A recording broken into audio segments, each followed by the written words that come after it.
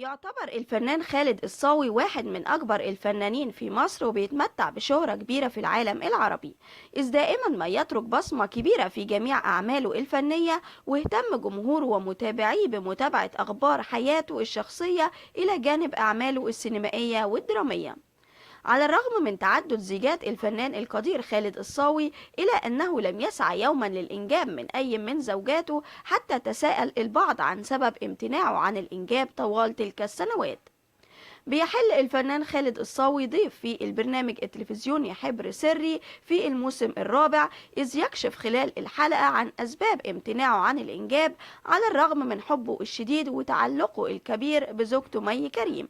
موضحا سببين هامين هما فرق السن بينهم والمشاكل الصحية اللي بيمر بيها.